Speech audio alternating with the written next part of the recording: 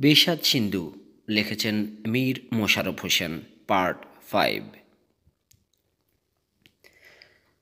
মাইমুনা আজ কি উদ্দেশ্য সাধন করিতে বহির্গত, কোথায় যাইতেছে তাহা পাঠকগণ বোধহয় বুঝিয়া থাকিবেন। মাইমুনা ইমাম হাসানের অন্তঃপুরে প্রায়ই যাতায়াত করিত। হাসনে বানুর নিকট তাহার আদর ছিল না। হাসনা বানুকে দেখিলেই সে ভয়ে জড়সড় হইত। জয়নবের নিকটও কয়েকদিন চোখের জল ফেলিয়া সপত্নীর নিন্দাবাদ করিয়াছিল। হাসনে বানু থাকিতে কাহারও সুখ নাই, এই প্রকার আরও দুই একটা মন ভাঙানো মন্ত্র আড়াইয়াছিল। কিন্তু তাহাতে সুফল ফলে নাই, বরং যাহা শুনিয়াছিল তাহাতে জয়নবের নিকট চোখের জল ফেলিতে আর সাহস করিত না। নিতান্ত আবশ্যক না হইলে জয়নবের নিকটে আর যাইতও না। জায়েদা তাহার পুরাতন ভালোবাসা। জায়েদার সঙ্গে বেশি আলাপ, বেশি কথা, বেশি কান্না। মাইমুনাকে পাইলেই জায়েদা মনের কপাট খুলিয়া বসিতেন। পূর্ব কথা, জয়নাব আসিবার পূর্বে হাসানের ভালোবাসা, হাসানের আদর যত্ন, আর এখনকার অবস্থা বলিতে বলিতে জায়েদা দুই এক পোঁঠা চক্ষের জল ফেলিতেন। মাইমুনাও সেই কান্নায় যোগ দিয়া কাঁদিয়া কাঁদিয়া চক্ষু ফুলাইত। জায়েদা ভাবিয়াছিলেন, মদিনার মধ্যে যদি কেহ তাহাকে ভালোবাসে তবে সে মাইমুনা। তার অন্তরের দুঃখে যদি কেউ দুঃখিত হয় তবে সে মাইমুনা। দুটা মুখের কথা করিয়া সান্ত্বনা করিবার যদি কেহ থাকে তবে সে মাইমুনা। কোনরূপ উপকারের আশা থাকিলেও সেই মাইমুনা। মাইমুনা ভিন্ন সে সময় আপন বলিতে আর কাহাকেও চক্ষু দেখেন নাই। মাইমুনাকে দেখিয়েই ব্যস্তভাবে জিজ্ঞাসা করিলেন, মাইমুনা, এ কয়েকদিন দেখি নাই কেন? মাইমুনা উত্তর করিল, তোমার কাজ না করিয়া কেবল যাওয়া আসায় লাভ কি? তুমি তো বলিয়াই মনের ভাব পাতলা করিয়াছ। এখন ভোগ আমার, কষ্ট আমার, মেহনত আমার। তা বোন, তোমার জন্য যদি আমার ঘর কন্যা রসাতলে যায়, দিন দুনিয়ার খারাপই হয় তাহাও স্বীকার। তথাপি যাহাতে হয় আমি তোমার উপকার করিবই করিব, আমি ভুলি নাই। জায়েদা কহিলেন, সে সকল কথা আর আমার মনে নাই। পাগলের মতো একদিন কি বলিয়াছিলাম, তুমি তাই মনে করিয়া রাখিয়াছ। যাক, ও কথা থাক। ও কথা তুমি আর কখনো মনে করিও না,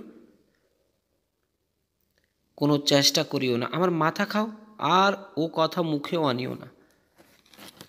কৌশলে স্বামী বশ, মন্ত্রের গুণ স্বামীর মন ফিরান, মন্ত্রে ভালোবাসা, ঔষধে গুণে স্বামী বশে আনা, এ সকল বড় লজ্জার কথা। স্বাভাবিক মনে যে আমার হইল না তাহার জন্য আর কেন, সকলই অদৃশ্যের লেখা। আমি যত্ন করিলে আর কি হইবে? জয়নাবকে মারিয়েই বা কেন পাপের বোঝা মাথায় করিব? ঈশ্বর তাহাকে স্বামী সোহাগিনী করিয়াছেন, তাহাতে যে বাধা দিবে সেই অধপাতে যাইবে। আমি সমুদয় বুঝিয়া একেবারে নিরস্ত হইয়াছি। যে আমার হইল না, আমার মুখের দিকে যে ফিরিয়া তাকাইল না, তাহাকে ঔষধে বশ করিয়া লাভ কি বোন? সে বশ কয়দিনের, সে ভালোবাসা কয় মুহূর্তের। যদি মন্ত্রে গুণ থাকে, যদি ঔষধের ক্ষমতা থাকে, তাহা হইলেও কি আর যথার্থ ভালোবাসার মতো হয়? দৌড়ে বেদে আর মনের ইচ্ছায় যে কত প্রভেদ, তাহা বুঝিতেই পারো। মানিলাম ঔষধে মন ফিরাইবে, নতুন ভালোবাসার সহিত শত্রুভাব জন্মাইয়া দিবে, কিন্তু আমাকে যে ভালোবাসিবে তাহার ওষুধ কি? তাহাও যেন হইল, কারণ আমি হাতে ধরিয়া খাওয়াইব, আমাকেই ভালোবাসার বার সহিতে হইবে। কিন্তু ঔষধ তো আর চিরকাল পেটে থাকিবে না। ক্রমে ওষুধের গুণ কমিতে থাকিবে, ভালোবাসাও কমিতে থাকিবে, শেষে আবার যে সেই, বরং বেশিরই সম্ভাবনা। ব্যঙ্গচ্ছলে মাইমুনা জিজ্ঞাসা করিল, তবে কি আপোষ হইয়াছে? না ভাগ বন্টন বিলি ব্যবস্থা করিয়া ভাগাভাগি করিয়া লইয়াছ, কিংবা মনের মোকদ্দমার সালিসি নিষ্পত্তি হইয়া মিটমাট হইয়া গিয়াছে?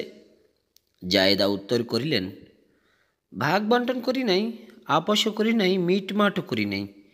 এ জীবনে তাহা হইবে না। জায়েদা বাঁচিয়া থাকিতে স্বামী ভাগ করিয়া লইবেও না। মনের খেদে আর কি করি বোন? দেখে শুনে একেবারে আশা ভরসা জলাঞ্জলি দিয়া বসিয়াছি। স্বামীর নাম আর করিব না, স্বামীর কথাও আর মুখে আনিব না। যাহাদের স্বামী, যাহাদের ঘরকন্যা, তাহারাই থাকুক, তাহারাই সুখ ভোগ করুক। জায়দা আজিও যে ভিখারিণী, কালিও সেই ভিখারিণী। মাইমুনা কহিল, এত উদাস হইও না। যাহা করো বুদ্ধি স্থির করিয়া আগুপাছু বিবেচনা করিয়া করিও। তোমার শত্রু অনেক, মিত্রও অনেক। মনে করিলে তুমি রাজরানী, আবার মনে না করিলে তুমি পথের ভিখারিণী আমার বোন। আমি তো দেখিতেছি, বড় ইমাম যে চক্ষে জয়নাবকে দেখেন, তোমাকেও সেই চক্ষেই দেখিয়া থাকেন, আবার যেই চক্ষে হাসনে বানুকেও দেখিয়া থাকেন। কোনো বিষয়ে তো ভিন্ন ভাব দেখিতে পাই না। শুনিতে পাই জয়নাবকেই তিনি বেশি ভালোবাসেন, কিন্তু কই, আমি তো তাহার কিছুই দেখিতে পাই না, বরং দেখিতে পাই তোমার প্রতি তাহার টান অধিক। ঈষৎ হাস্য করিয়া জাহিদা কহিলেন, তুমি কি বুঝিবে? প্রকাশ্যে কিছু ইতর বিশেষ দেখিতে পাও না, তাহা ঠিক, ভিতরে যে কি আছে তাহা কে বুঝিবে? লোকের নিন্দা, ধর্মের ভয় কাহার না আছে? বিশেষত ইহারা ইমাম প্রকাশ্যে সকল স্ত্রীকে সমান দেখেন, কিন্তু দেখাও অনেক প্রকার আছে। ধর্মরা লোকের মনে প্রবোধ, আমাদের মন বুঝান, অনায়াসে হয়, কিন্তু উহার মধ্যে যে একটু গুহ্য ভাব আছে তাহা আমি মুখে বলিতে পারি না। উপমার কোনো সামগ্রী সম্মুখ নাই যে তাহা দেখাইয়া তোমাকে বুঝাইব। এখন কি কথা কহেন, এখন তিনি কথা কহেন, কিন্তু পূর্বেকার সে স্বর নাই, সে মিষ্টতাও নাই। ভালোবাসেন, কিন্তু তাহাতে রস নাই। আদর করেন, কিন্তু সে আদরে মন গলে না, বরং বিরক্তি জন্মে। আগে জায়দার নিকট সময়ের দীর্ঘতা আশা করিতেন, এখন যত কম হয় ততই মঙ্গল, তাহাই ইচ্ছা। পূর্বে কথাবার্তাতেই রাত্রি প্রভাত হইয়াছে, তবুও সে কথার ইতি হয় নাই, মনের কথাও পুরাই নাই। এখন জায়দার শয্যার শয়ন করিলেই ডাকিয়া নিদ্রা ভঙ্গ করিতে হয়। প্রভাতী উপাসনার সময় উত্তীর্ণ হইয়া যায়, উষাকালে একত্র শয়ন করিয়া আছেন, কিন্তু উপাসনার ব্যাঘাত নাই। ঘরের কথা, মনের কথা কে বুঝিবে বলো দেখি? আমার দুঃখ অপরে কি বুঝিবে বলো দেখি? কাহাকেই বা বলিব? জগতে আমার বলিবার কেহই নাই, মনের কোনো আশাও নাই। এখন শীঘ্র শীঘ্র মরণ হইলে আমি নিস্তার পাই। কাঁদিয়া কাঁদিয়া মাইমুনা বলিতে লাগিলেন, জায়দা, তুমি কেন মরিতে চাও? তুমি মনে করিলে কি না করিতে পারো? তুমি মনে করিলে কি না করিতে পারো? ইচ্ছা করিলেই তোমার দুঃখ দূর হয়, তুমি মনে করিলেই তোমার শত্রুর মুখে ছাই পড়ে। আমি তো আগেই বলিয়াছি, তোমার মনেই সকল। মনে করিলেই তুমি রাজরানী, মনে না করিলেই তুমি ভিখারিণী। জাহিদা জিজ্ঞাসা করিলেন, মনে করিলেই যদি মনের দুঃখ যায়, তবে জগতে কে না মনে করে? মাইমুনা উত্তর করিল, আমি তো আর 10 টাকা লাভের জন্য তোমার মনমতো কথা বলিতেছে না। যাহা বলি মন ঠিক করিয়া একেবারেই বলি। মন ঠিক করিয়া একবার মনে করে দেখি, তোমার মনের দুঃখ কোথায় থাকে? জাহেদা কহিলেন, তোমার কোন কথাটা আমি মনের সহিত শুনি নাই মাইমুনা। তুমি আমার পরম হিতৈষিণী, যাহা বলিবে তার অন্যতা কিছুতেই করিব না। মাইমুনা কহিল, যদি মনে না লাগে তবে করিও না, কিন্তু মন হইতে কখনোই মুখে আনিতে পারিবে না। ধর্মসাক্ষী করিয়া আমার নিকট প্রতিজ্ঞা করো। এখনই বলিতেছি। জাহেদা কহিলেন, প্রতিজ্ঞা আর কি? তোমার মাথায় হাত দিয়া বলিতেছি, যাহা বলিবে তাহাই করিব, সে কথা কাহারও নিকট ভাঙব না। উত্তম সুযোগ পাইয়া মাইমুনা অতি মৃদু স্বরে অনেক কথা বলিলেন। জাহিদ মনোনিবেশপূর্বক শুনিতে শুনিতে শেষের একটি কথায় চমকিয়া উঠিলেন। চমকিতভাবে এক দৃষ্টিতে মাইমুনার মুখের দিকে চাহিয়া রহিলেন। অঙ্গ শিহরিয়া উঠিল। ভয়ে থতমত খাইয়া বলিলেন, শেষের কার্যটি জায়দা, প্রাণ থাকিতে হইবে না। এই দুঃখে যদি মরিয়াও যাই, শত শত প্রকার দুঃখ যদি ভোগ করি, সপত্নী বিষম বিষে আরও যদি জর্জিত হই, পরমায়ুর শেষ পর্যন্তও যদি এই দুঃখের শেষ না হয়, তাহা হইলেও উহা পারিব না। আমার স্বামী আর আমি আমার প্রাণের প্রাণ কলিজার টুকরা, আর আমি। শেষ কথাটি শেষ করিতে না দিয়েই মাইমুনা কহিল, শেষের কার্যটি না করিলে কোনো কার্যই সিদ্ধ হইবে না। কথাটা আগে ভালো করিয়া বিবেচনা করো, তারপরে যাহা বলিতে হয় বলিও। যে রাজরানী জয়নাভ হইত, সেই রাজরানী আবার প্রথমে সহস্র স্বর্ণ মুদ্রা পুরস্কার, সকলেই সুখের জন্য। জগতে যদি চিরকালই দুঃখের বোঝা মাথায় করিয়া বইতে হয়, তবে মনুষ্যকুলে জন্মলাভে কী ফল? এমন সুযোগ কি আর হইবে? এই সময় কি চিরকালই এমনই থাকিবে? সময়ে সুযোগ পাইলে হাতের ধন পায়ে ঠেলিতে নাই। তোমার ভাগ্যে আছে বলিয়াই জয়নাব তোমার সপত্নী হইয়াছে। এই সকল ঘটনা দেখিয়েও কি তুমি কিছু বুঝিতে পারিতেছ না? আমার কথা কয়েকটি বড় মূল্যবান। ইহার এক একটি করিয়া সফল করিতে না পারিলে পরিশ্রম ও যত্ন সকলই বৃথা। এক একটি কার্যের এমনই ঘনিষ্ঠ সম্বন্ধ যে একের অভাবে অন্যটি সাধিত হইতে পারে না। এ পুরীর মধ্যে তোমার কে আছে? বলো তো, তোমাকে আপন বলিয়া কে আদর করে? তুমিই না বলিয়াছ সকলেই আছে, অথচ তাহার মাঝে কি যেন নাই, তাহা আমি মুখে বলিয়া বুঝাইতে পারি না। তোমার মনই তোমার প্রমাণ। আজই আমি আর বেশি কিছু বলিব না। এই বলিয়া মাইমুনা জাহিদার নিকট হইতেই বিদায় লইল। জাহিদা মলিনমুখী হইয়া উঠিয়া গেলেন। যেখানে গেলেন সেখানেও স্থির হইয়া বসিতে পারিলেন না। পুনরায় নিজেকে আসিয়া শয়ন করিলেন। এদিকে রাজভোগের লোভ, অপরদিকে স্বামীর প্রণয়, এই দুটি ক্রমে ক্রমে তুলনা করিতে লাগিলেন। যদি জায়দা হাসানের পত্নী না হইতেন, যদি জায়দা স্বপত্নীর ঈর্ষানলে দগ্ধীভূত না হইতেন, তবে কি আজ জায়দা বিবেচনা তুলাদণ্ডের প্রতি নির্ভর করিয়া সম্পত্তি সুখ সমুদয় একদিকে আর স্বামীর প্রণয় প্রাণ ভিন্ন দিকে ঝুলাইয়া পরিমাণ করিতে বসিতেন? কখনোই না। কতবার পরিবর্তন করিলেন, দুরাশা পাষাণ ভাঙ্গিয়া তুলাদণ্ড মনোমতো ঠিক করিয়া অসীম সুখভার চাপাইয়া দিলেন, অথচ স্বামীর প্রাণের দিকেই বেশি ভারী হইল। কিন্তু জয়নাবের নাম মনে পড়িবা মাত্রই পরিমাণ দণ্ডের যে দিকে স্বামীর প্রাণ, সেই দিকে একেবারে লুগু হইয়া উচ্চে উঠিল। হঠাৎ একদিকে লুগুতা প্রযুক্ত রাজভোগ, ধন লাভস্যা পরিমাণ একেবারে মৃত্তিকা সংলগ্ন হইয়া জায়েদার মন ভারী করিয়া ফেলিল। অনেক চেষ্টা করিও বিবেচনা তুলাদণ্ড স্বামীর প্রাণের দিকে আর নিচে নামাইতে পারিলেন না। মাইমুনার শেষ কথাটিও মনে পড়িল, তোমার কেহ নাই, তুমি কাহারও নও, এই সংসারে আমার কেউ নাই, আমি কাহারও নাই বলিতে বলিতে জায়েদা শয্যা হইতে উঠিয়া বসিয়া পুনরায় বলিতে লাগিলেন, আমার কেহ নাই, আমি কাহারও নহি। জায়েদাই যদি বঞ্চিত হইল, জায়েদাই যদি মনের আগুনে পুড়িতে থাকিল, তবে তাহার চক্ষের উপর জয়নাব সুখ ভোগ করিবে, তাহা কখনোই হইবে না। প্রথম শত্রুর প্রতিহিংসা, শত্রুর মনে ব্যথা দেওয়া পরিণামে একের অভাব বটে, কিন্তু মনের ও অর্থের সুখ অসীম। আমার উভয় পক্ষে সুখ, মাইমুনার কথার কেন অবাধ্য হইব? জায়দা মনে মনে এরূপ সিদ্ধান্ত করিয়া দর্পণে মুখখানি ভালো করে দেখিয়া বোরকা পরিধানপূর্বক গৃহ হইতে বহির্গত হইলেন। স্ত্রীলোক মাত্রই বোরকা ব্যবহার করিয়া যথেচ্ছ স্থানে বেড়াইতে পারে। ভারতের ন্যায় তথা পালকি বেহারা নাই। লক্ষপতি হইন, রাজললনাই হইন, ভদ্র মহিলাই হন, বোরকা ব্যবহারে যথেচ্ছভাবে ভ্রমণ করিয়া থাকেন। দূর দেশে যাইতে হইলে উষ্টের বা অশ্বের আশ্রয় লইতে হয়।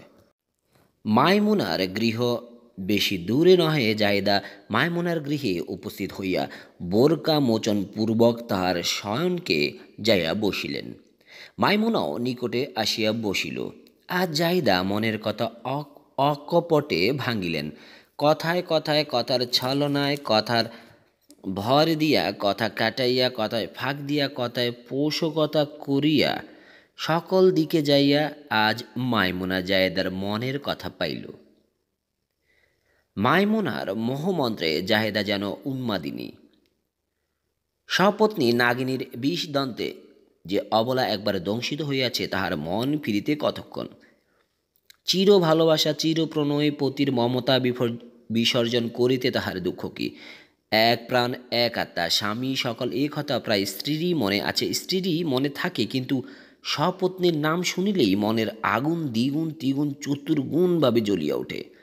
সে আগুন বাহির হইবার পথ পায় না বলিয়াই অন্তরস্থ ভালোবাসা, প্রণয়, মায়া, মমতা একেবারে পোড়াইয়া ছারকার করিয়া ফেলে। মাইমুনার সমুদয় কথাতেই জাইদা সম্মত হইলেন। মাইমুনা মহা সন্তুষ্ট হইয়া বলিতে লাগিলেন, বোন, এতদিনে যে বুঝিয়াছ সেই ভালো, আর বিলম্ব নাই। কোন সময় কাহার অদৃশ্যে কি ঘটে কে বলিতে পারে। যত বিলম্ব হইবে ততই তোমার অমঙ্গলের ভাগ বেশি হইবে। যাহা করিতে বসিলে তাহার উপর আর কথা কি আছে। শুভ কার্যে আর বিলম্ব কেন, ধরো এই ওষুধ নাও।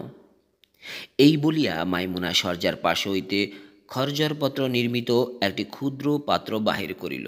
তদম্ন হইতে অতি ক্ষুদ্র একটি কৌটা জাহিদার হস্তে দিয়া বলিল, বোন, খুব সাবধান, এই কৌটাটি গোপনে লইয়া যাও, সুযোগ মতো ব্যবহার করিও, মনস্কামনা পূর্ণ হইবে, জয়নাবের সুখতরি ডুবিবে। এই কৌটার গুণে তুমি সকলেই পাইবে, যাহা মনে করিবে তাহাই হইবে। জায়েদা কহিলেন, মাইমুনা, তোমার উপদেশে আমি সকল মায়া পরিত্যাগ করিলাম। জয়নাবের সুখ স্বপ্ন আজ ভাঙিব, জয়নাবের অঙ্গের আবরণ আজ অঙ্গ হইতে খসাইব, সে আশাতেই সকল স্বীকার করিলাম। আমার দশার দিকে ফিরিয়াও চাহিলাম না। জয়নাবের যে দশা ঘটিবে আমারও সেই দশা, ইহা জানিও কেবল স্বামীর সপত্নীর মনে কষ্ট দিতে, স্বামী বধ করিতে প্রবৃত্ত হইলাম। দেখো বোন, আমায় অকুল সাগরে বাসাইও না, আমার সর্বনাশ করিতে আমিই তো দাঁড়াইলাম, তাহাতে দুঃখ নাই। জয়নবের সর্বনাশ করিতে আমার সর্বনাশ। এখন সর্বমঙ্গল ইহাও সর্বসুখ মনে করিতেছি। কিন্তু বোন, তুমি আমাকে নিরাশ্রয় করিয়া বিষাদ সমুদ্রে ভাসাইয়া দিও না। ধীরে ধীরে কথাগুলো বলিয়া জাহিদা বিদায় হইলেন। মাইমুনাও গৃহকার্যে ব্যাহত হইলেন। জাহিদা গৃহে আসিয়া কোটা খুলিয়া যাহা দেখিলেন, তাহাতে তার সর্বশরীর শিউরিয়া উঠিল, ভয়ে হস্ত কাঁপিতে লাগিল। কিন্তু মাইমুনার উপদেশক্রমে সেই ভয় বেশিক্ষণ রহিল না। খাদ্য সামগ্রীর মধ্যে সেই কোটার বস্তু মিশাইবেন, ইহাই মাইমুনার উপদেশ। সেই সময় আর কিছুই পাইলেন না। একটি পাত্রে কিঞ্চিত মধু ছিল, তাহাতেই সেই বস্তুর কিঞ্চিত মাত্র মিশাইয়া রাখিলেন। কোটাটিও অতি যত্নে সংগোপনে রাখিয়া দিলেন। হজরত হাসান প্রতিদিনই একবার জাহিদার গৃহে আসিয়া দুই এক দণ্ড নানা প্রকার আলাপ করিতেন। কয়েকদিন আসিবার সময় পান নাই। সেই দিন মহাব্যস্তে জাহিদার ঘরে আসিয়া বসিলেন। জাহিদা পূর্বমতো স্বামীর পদ সেবা করিয়া জলযোগের আয়োজন করিতে লাগিলেন। হাসান ভাবিয়াছিলেন জাহিদার ঘরে কয়েকদিন যান নাই, না জানি জাহিদা আজ কতই অভিমান করিয়া রহিয়াছে, কিন্তু ব্যবহারে তার সম্পূর্ণ বিপরীত দেখিলেন। জাহিদা পূর্বাপেক্ষা শতগুণে সরলতা শিখিয়াছে, মানুষের পূর্ণানন্দে পরিপূরিত হইয়াছে। এই ভাব দেখিয়া হাসান আজ জাহিদার গৃহে বাস করিবেন মনে মনে স্থির করিলেন। জাহিদাও নানা প্রকার হাবভাব প্রদর্শনে স্বামীর মন হরণ করিয়া প্রাণ হরণ করিতে বসিলেন। ঈশ্বরভক্তই হন, মহামহিম ধার্মিক প্রবণী হইন, প্রভাবশালী বীর পুরুষী হন, কি মহাপ্রাজ্ঞ সুপণ্ডিতই হইন, স্ত্রী জাতির মায়াজাল ভেদ করা বড়ই কঠিন। নারী বুদ্ধির অন্ত পাওয়া সহজে নহে। জাহিদা এক পাত্রে মধু ও অন্য পাত্রে জল আনিয়া স্বামীর সম্মুখে রাখিলেন। সকৌতুকে হাসান জিজ্ঞাসা করিলেন, অসময়ে মধু? মায়াপূর্ণ আখিতে হাসানের দিকে একবার তাকাইয়া জাহেদা উত্তর করিলেন, আপনার জন্য আজ 8 দিন এই মধু সঞ্চয় করিয়া রাখিয়াছি, পান করিয়া দেখুন, খুব ভালো মধু। মধুর পেয়ালা হস্তে তুলিয়া হাসান বলিতে লাগিলেন, আমার আজ 8 দিন যত্ন করিয়া রাখিয়াছ, আমার জন্য 8 দিন যত্ন করিয়া রাখিয়াছ, ধন্য তোমার যত্ন ও মায়া, আমি এখনই খাইতেছি। হাসান সহর্ষে এই কথা বলিয়া মধুপাত্র হস্তে তুলিয়া মধু পান করিলেন। মুহূর্ত মধ্যেই বিষের কার্য আরম্ভ হইল। শরীরের অবস্থার পরিবর্তন ও চিত্তের অস্থিরতা প্রযুক্ত পিপাসার আধিক্য হইল। ক্রমে কণ্ঠ তালু ও জিহ্বা শুষ্ক হইয়া আসিল। চক্ষু লোহিত বর্ণ হইয়া শেষে দৃষ্টির ব্যাঘাত জন্মাইতে লাগিল। তিনি যেন চতুর্দিক অন্ধকার দেখিতে লাগিলেন। জায়দাকে বলিলেন, জায়দা, এ কি হইল? এ কেমন মধু?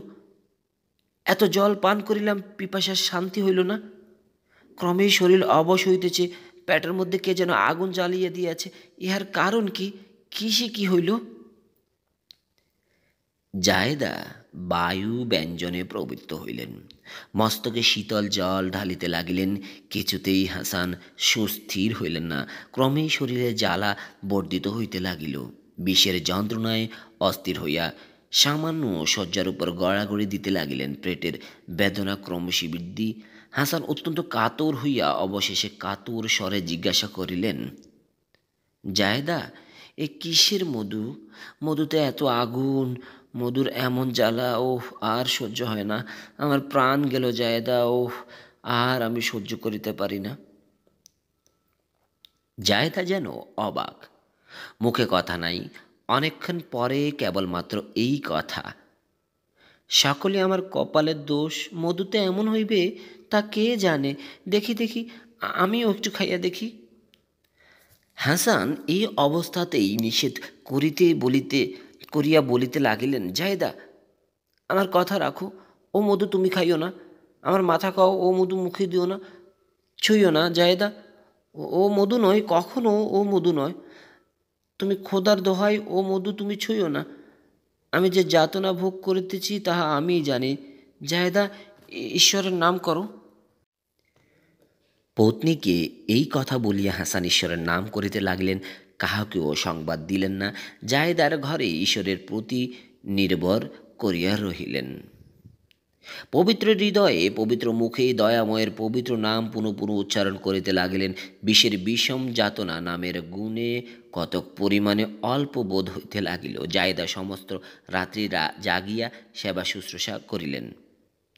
প্রভাতী উপাসনার সময়ে অতি কষ্টে জায়দার গৃহ হইতে বহির্গত হইয়া প্রভু মোহাম্মদের সমাধি মন্দিরে গমন করিলেন।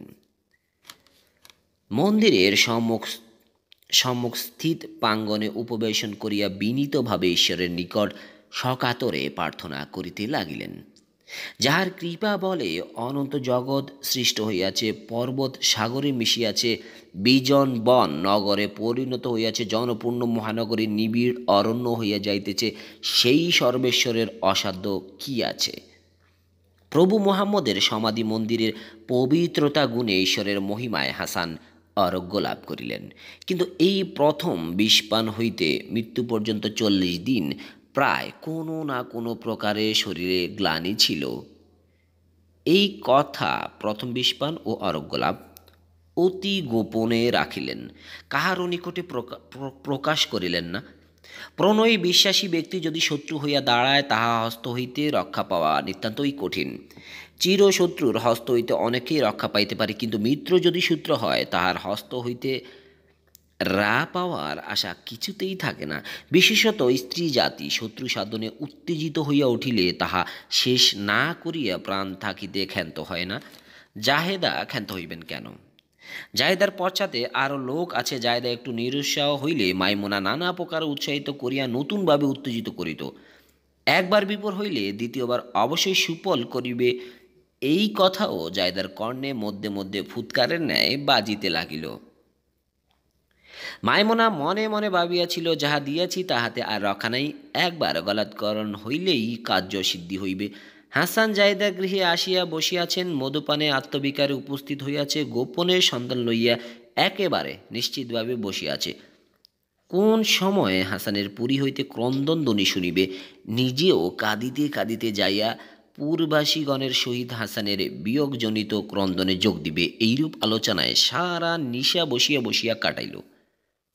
প্রভাত হইয়া আসিল, তবুও ক্রন্দন শব্দ তাহার কর্ণে প্রবেশ করিল না।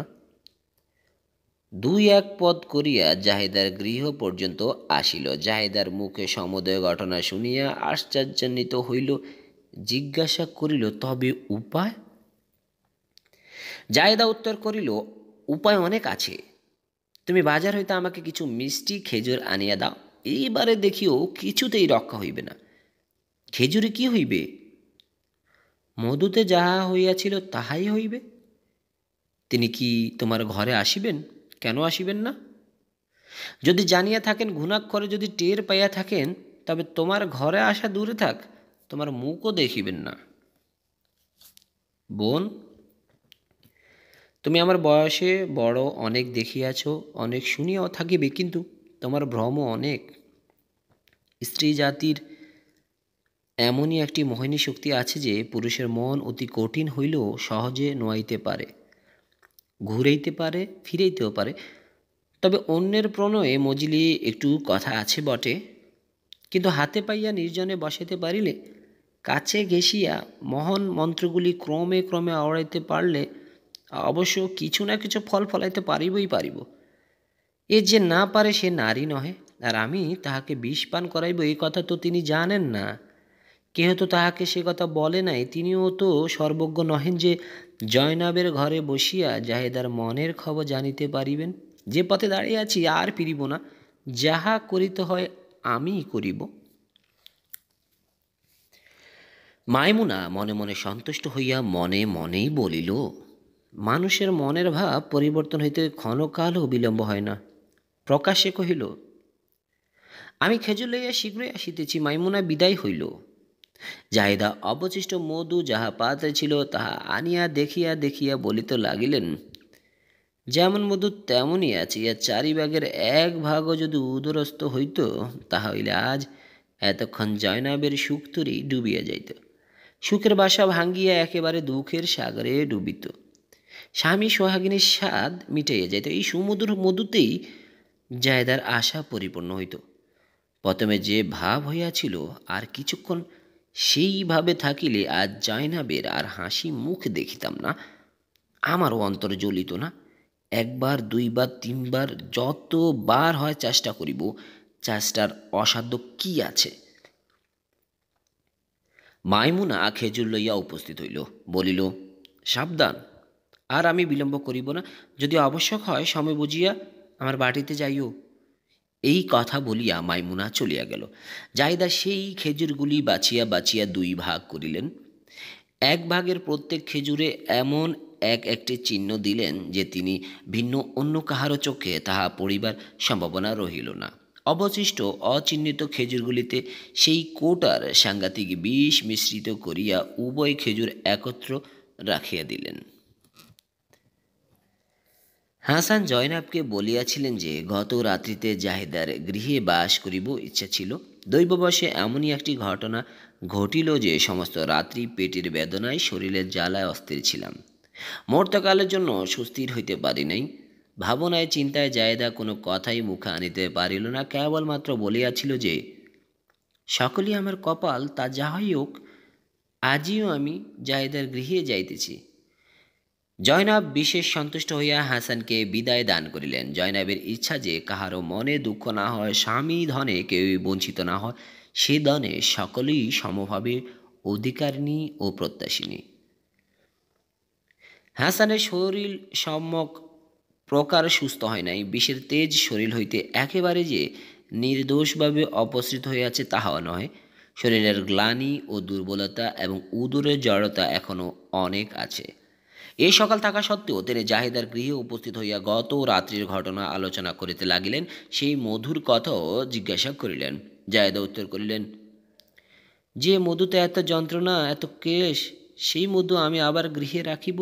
পাত্র সমেত তাহা আমি তৎক্ষণাৎ দূর করিয়া ফেলিয়া দিয়েছি। জাহিদার ব্যবহারে হাসান যার পর নাই সন্তুষ্ট হইলেন। সুযোগ পাইয়া জাহিদা সেই খরজুরের পাত্র ইমাম হাসানের সম্মুখে রাখিয়া নিকটে বসিয়া খরজুর বাওয়ানে অনুরোধ করিলেন। হাসান স্বভাবতই খজুর ভালোবাসিতেন, কিন্তু গত রজনীতে মধুপান করিয়া যে কষ্ট পাইয়াছিলেন তাহা মনে করিয়া একটু ইতস্তত করিতে লাগিলেন। চতুরা জায়দা স্বামীর অগ্রে চিহ্নিত খেজুরগুলো খাইতে আরম্ভ করিয়া দিলেন। দেখা দেখি ইমাম হাসানও চিহ্নিত এবং অচিহ্নিত উভয়বিধ খেজুর একটি একটি করিয়া খাইতে আরম্ভ করিলেন। ঊর্ধ্ব সংখ্যা 60টি উদরস্থ হইলেই বিষের কার্য আরম্ভ হইল। হাসান সন্দেহপ্রযুক্ত আর খাইলেন না, অতি অল্প সময়ের মধ্যে অস্থির হইয়া পড়িলেন। আর বিলম্ব করিলেন না, কোনো কথাও কইলেন না, নিতান্ত দুঃখিতভাবে প্রাণের অনুজ হোসেনের গৃহাভিমুখে গমন করিলেন। এবারও কাহাকে কিছু বলিলেন না। কিছুক্ষণ ভাতৃগৃহে অবস্থিতি করিলেন। নিদারুণ বিষের যন্ত্রণা ক্রমশ অসহ্য হইয়া উঠিল। পুনরায় তিনি প্রভু মুহাম্মদের রওজা মোবারকে যাইয়া ঈশ্বরের নিকট আরোগ্য প্রার্থনা করিতে লাগিলেন। দয়াময় এইবারেও হাসানকে আরোগ্য করিয়া প্রাণ রক্ষা করিলেন। জায়েদার আচরণ হাসান কিছু বুঝিতে পারিলেন, তথাপি সে কথা মুখে আনিলেন না, কাহারও নিকট প্রকাশ করিলেন না, কিন্তু মনে মনে বড়ই দুঃখিত হইলেন। নির্জনে বসিয়া স্বগত বলিতে লাগিলেন, স্ত্রী দুঃখের ভাগিনী, সুখের ভাগিনী, আর আমার স্ত্রী যাহা ঈশ্বরই জানেন। আমি জ্ঞানপূর্বক জায়েদার কোনো অনিষ্ট করি নাই, কোনো প্রকারে কষ্টও দিই নাই। জয়নাবকে বিবাহ করিয়াছি বলিয়াই কি জায়েদা আমার প্রাণ লইতে সংকল্প করিয়াছে? স্বহস্তে পতিবদে প্রবৃত্ত হইয়াছে। স্বপত্নী সম্বন্ধ তাহার নতুন নহে। হাসনে বানুও তো তাহার স্বপত্নী। যে জায়েদা আমার জন্য সর্বদা মহাব্যস্ত থাকিত, কিসে আমি সন্তুষ্ট থাকিব তাহারই অনুসন্ধান করিত, আজ সেই জায়েদা আমার প্রাণ বিনাশের জন্য বিষ হস্তে করিয়াছে। এ কথা আর কাহাকেও বলিব না, এ বাড়িতে আর থাকিব না। মায়াময় সংসার ঘৃণার্য স্থান। নিশ্চয়ই জায়েদার মন অন্য কোনো লোভে আক্রান্ত হইয়াছে। অবশ্যই জায়েদা কোনো আশায় বুইয়াছে, কুহুকে পড়িয়াছে। স্বপত্নী বাদে আমাকে বিষ দেবে কেন? এই বিষ জয়নাবকে দিলেই তো সম্ভব। জয়নাবের প্রাণে তাহার অনাদর হইতে পারে, আমার প্রাণে অনাদর হইলে তাহার আর সুখ কি? স্ত্রী হইয়া যখন স্বামীবদে অগ্রসর হইয়াছে, তখন আর আমার নিস্তার নাই। এই পুরীতে আর থাকিব না, স্ত্রী পরিজনের মুখ আর দেখিব না। এই পুরী আমার জীবন বিনাশের প্রধান যন্ত্র। কিছুতেই এখানে থাকা উচিত নয়। বাহিরের শত্রু হইতে রক্ষা পাওয়াও সহজ, কিন্তু ঘরের শত্রু হইতে রক্ষা পাওয়া দুষ্কর। শত্রু দূরে থাকিলেও সর্বদা আতঙ্ক। কোন সময় কি ঘটে, কোন শত্রু কোন সুযোগে, কি উপায়ে, কোন পথে, কাহার সাহায্যে শত্রু আসিয়া কি কৌশলে শত্রুতা সাধন করে, এই ভাবনায়ও এই ভয়ে সর্বদা আকুল থাকিতে হয়। কিন্তু আমার ঘরেই শত্রু, আমার প্রাণই আমার শত্রু, নিজ দেহই আমার ঘাতক, নিজ হস্তই আমার বিনাশক, নিজ আত্মাই আর বিসর্জক। ওহ, কি নিদারুণ কথা! মুখে আনিতেও কষ্ট হয়। স্ত্রী স্বামীতে দেহ ভিন্ন বটে, কিন্তু আমি তো আর কিছুই ভিন্ন দেখি না। স্বামী স্ত্রী এক দেহ হইতে পারে না বলিয়েই ভিন্নভাবে থাকে, কিন্তু আত্মা এক, মন এক, মায়া মমতা এক, আশা এক, ভরসা।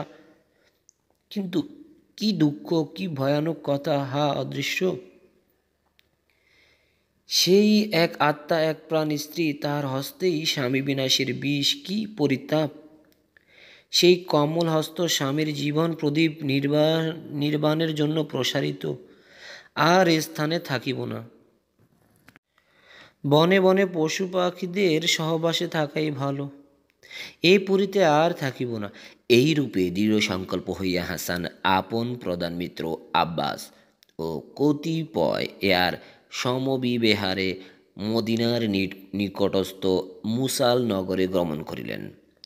মুসালবাসীরা হজরত ইমাম হাসানের সুগামনে যার পর্ণায় আনন্দিত হইয়া অতি সমাদরে বিশেষ ভক্তি উপহারে অভ্যর্থনা করিলেন, কিন্তু এখানে তাহার ভাগ্যে বেশি দিন বিশ্রাম ঘটিল না। আরও গল্প, কবিতা, উপন্যাস পেতে আমাদের চ্যানেলটি লাইক, কমেন্ট, শেয়ার এবং সাবস্ক্রাইব করতে ভুলবেন না।